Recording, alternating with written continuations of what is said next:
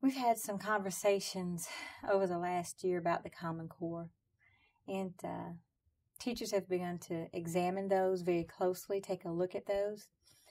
A personal example is my particular state, I will not name it, my particular state at the last week had considered rescinding the Common Core.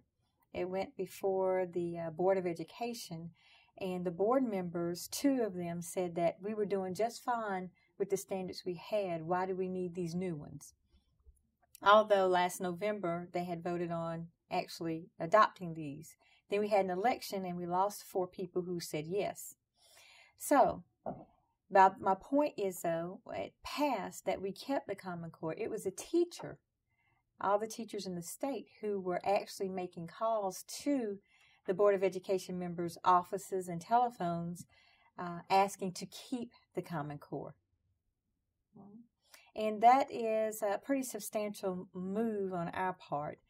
Teachers as advocates, teachers as initiators. You know, sometimes we become very much in our own island in our classrooms, and sometimes things are done to us and in the name of doing it for us and not with us. And so I think that having teachers make those calls that was a very monumental moment for the teachers in our state. But to answer your question, something that you think would be a marching order is not something that you would desire to have. So I listen to what the teachers have to say about the Common Core. And the teachers are actually embracing this. The teachers are asking for, one, consistency. They want to have national conversations about curriculum. They want to be able to talk to the other states' teachers about what's going on in their classrooms. And having each state have its own individual set of standards makes it more difficult to have that national conversation. I think teachers want to rely on each other as resources, and technology has made that quite easy compared to 20 years ago. I think teachers are interested in higher standards for children. I think we realize that our children are suffering, and we see that in the numbers through the NAEP and other national comparisons.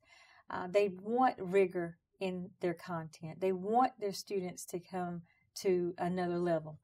They're not asking for their students not to be productive citizens in this global society. They want them to be able to compete.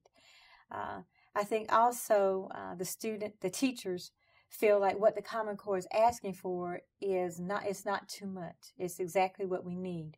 For English language arts, the shift that we have from persuasive to argumentative writing, this logical thinking, is something teachers are calling for.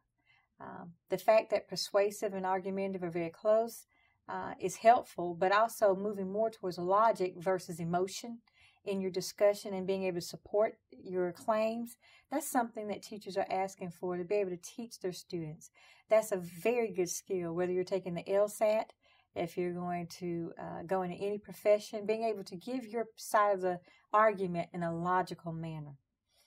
Another shift that we're calling for in the Common Core is calling for is a look at informational text. And that one is not as easy to swallow when you love literature and recreational text. And we all have those books that we just want to teach. So it's a little less palatable, but nonetheless, I think we understand the importance. This 21st century child has so much more access to information that we've got to teach them how to read it. And what is a fact, what's an opinion, what's credible. And then after you read it, how do you get through this text and how can you use it? The Common Core pushes us in that direction. It also pushes us to branch out, have legs and wings connected to other content area teachers. I don't think that's a bad thing. I don't think that other teachers do too.